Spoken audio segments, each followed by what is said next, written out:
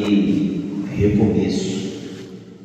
Quando nós olhamos aqui para a história bíblica, esse salmo ele fala de um tempo onde Israel havia errado, se encontrava então na Babilônia, sofrendo a consequência dos seus erros, mas Deus perdoou e Deus restaurou o seu povo.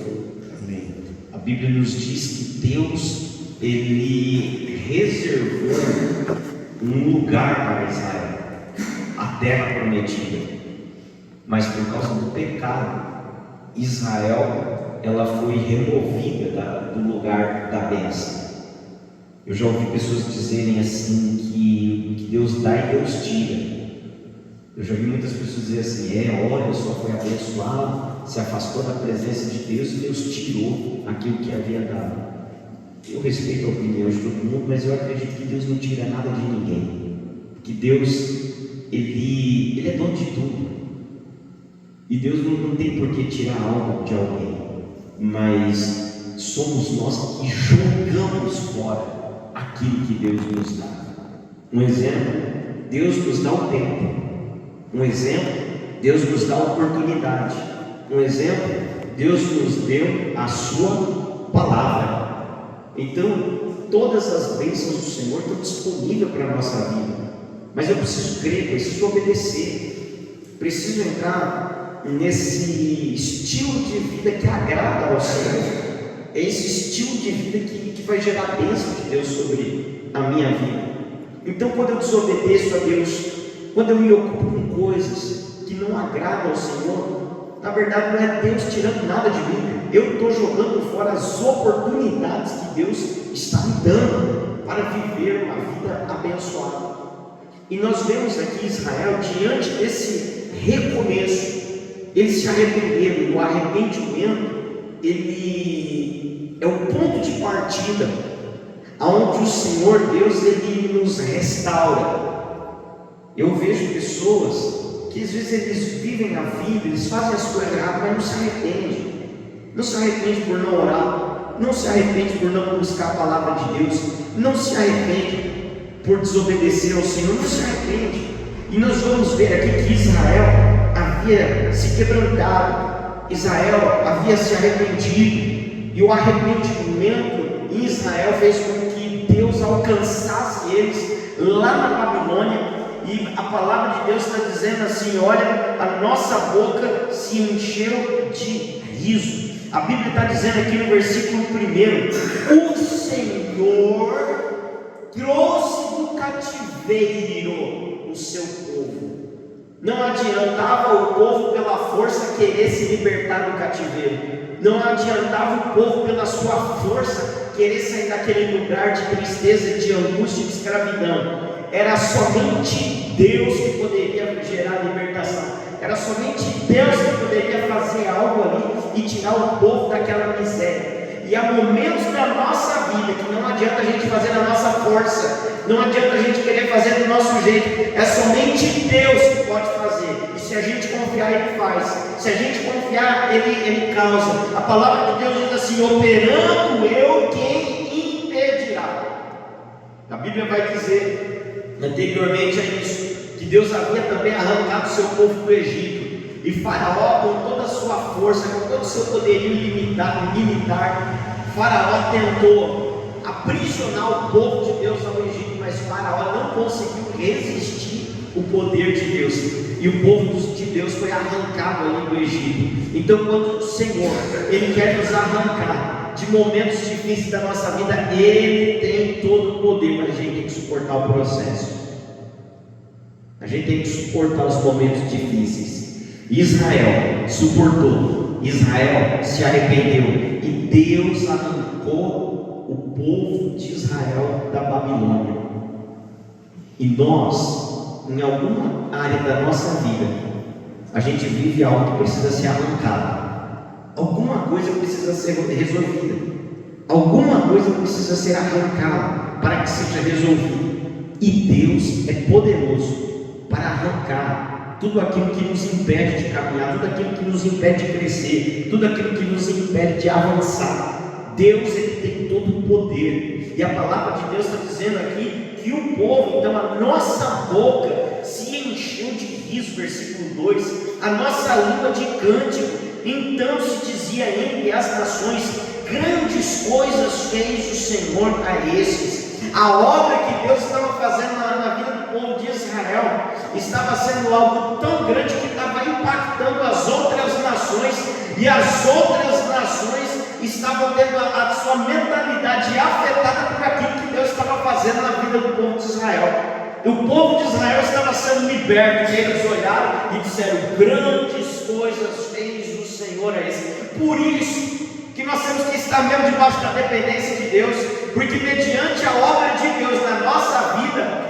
as pessoas que convivem com a gente, elas também têm a sua mente afetada e são também influenciadas pelo Espírito Santo a servir o Deus que a gente serve. Deus não faz nada pela metade. O povo estava lá em sofrimento, o povo estava lá em angústia, mas quando chegou um determinado tempo, o Senhor arrancou o povo daquele lugar, e quando Deus arranca o povo daquela humilhação, as pessoas, demais nações começam a declarar: grandes coisas fez o Senhor a esse. Por isso que vale a pena suportar pelo dia da tribulação, vale a pena suportar pela prova, vale a pena suportar o dia mal, vale a pena estar em oração, vale a pena estar buscando a ajuda do Senhor, vale a pena estar em jejum, vale a pena estar em humilhação diante do Senhor, porque quando, aleluia, quando Ele muda a situação, a gente olha e fala: meu Deus, tudo que eu vivi não se compara àquilo que o Senhor Deus está fazendo.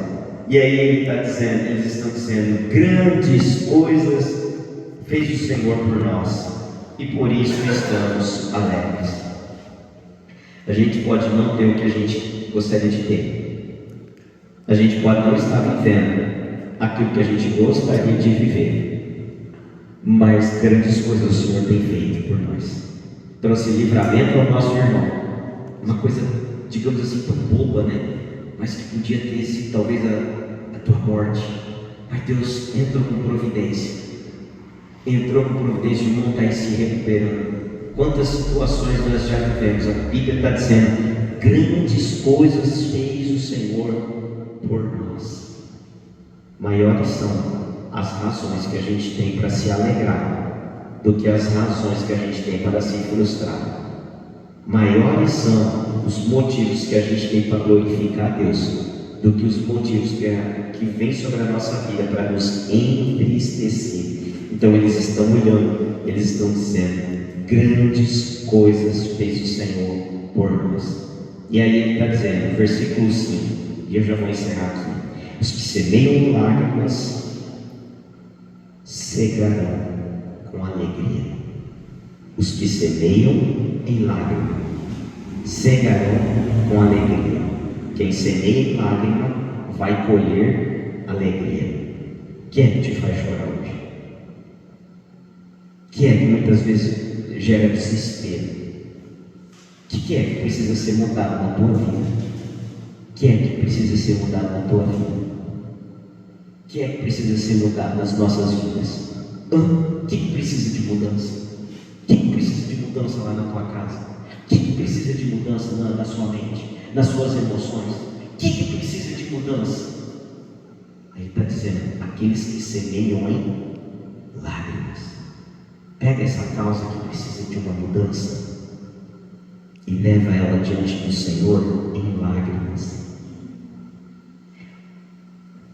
Pega a situação de dor, a causa que é impossível, e leva em oração diante do Senhor em lágrimas. Porque que ele está dizendo? Que os que semeiam em lágrimas, porque Deus não nos fez para sermos máquinas ambulantes guiados pela razão. Porque aquilo que me faz chorar é porque tocou meu coração. Quando ele está dizendo: olha, aqueles que semeiam em lágrimas, eu só posso chorar por fora se eu tiver meu ser tocado por dentro. Porque tem gente que não consegue chorar. Tem gente que é dura igual pedra. Tem quebrantável. E as lágrimas é o resultado do quebrantamento. Deus é um Deus que quer mexer na nossa alma, no nosso espírito, mas Ele quer que as nossas emoções estejam alinhadas com Ele.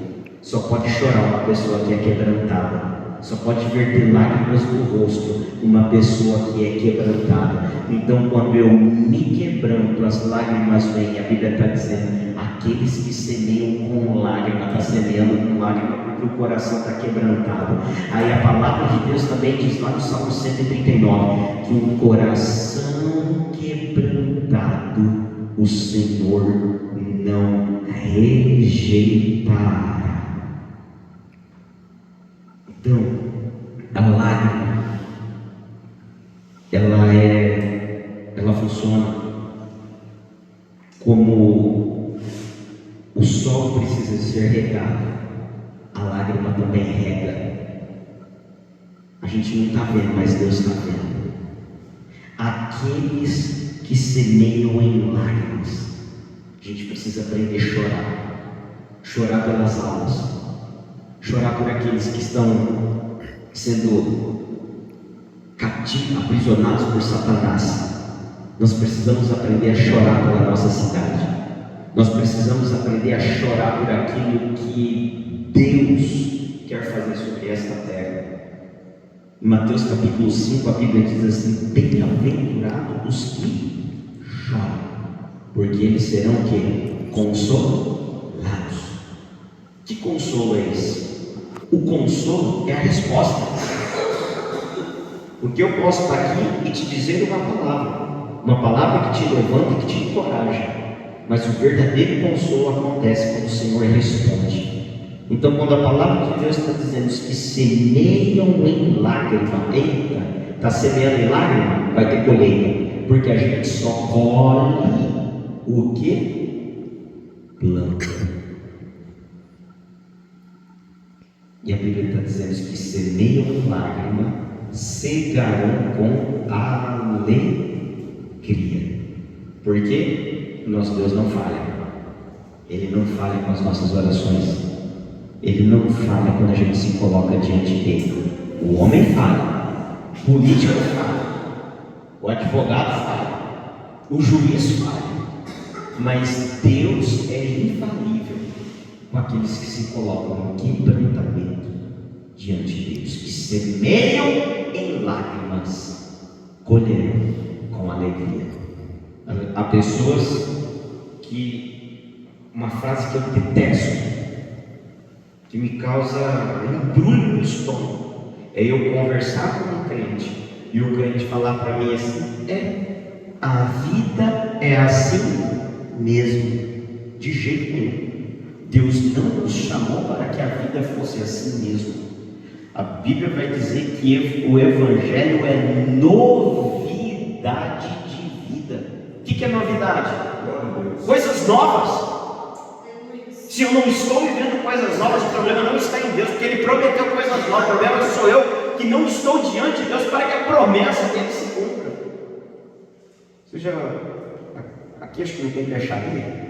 Antigamente a pessoa ia na peixaria, comprava aquele peixe e aí fazia o quê? Embrulhava o peixe com jornal. Não sei se vocês já viram isso. Antigamente fazia isso. A pessoa ia na peixaria e aí chegava lá na peixaria: eu quero esse peixe aqui.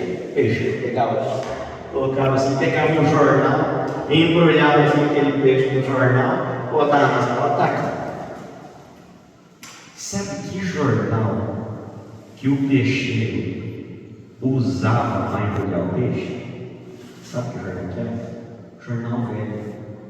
Porque jornal velho só tem notícia velha. Então o jornal, irmão, que o peixeiro usa para embrulhar o peixe é sempre o jornal velho, porque jornal velho tem notícia velha. E às vezes a nossa vida está assim: jornal velho, sempre contando de coisas passadas, notícias velhas. Eita, quantas pessoas que eu já conversei, nossa, que tal época, minha vida era tão boa, sempre vivendo uma vida de jornal de embrulhar peixe. Deus não nos chamou para ser jornal de embrulhar peixe. Deus nos chamou para vivermos uma novidade novidade de vida. Ainda dá tempo de contar boas notícias, contar coisas novas dele. Continue vendo na presença dele, irmão. Olha, vou dizer uma coisa para o Senhor.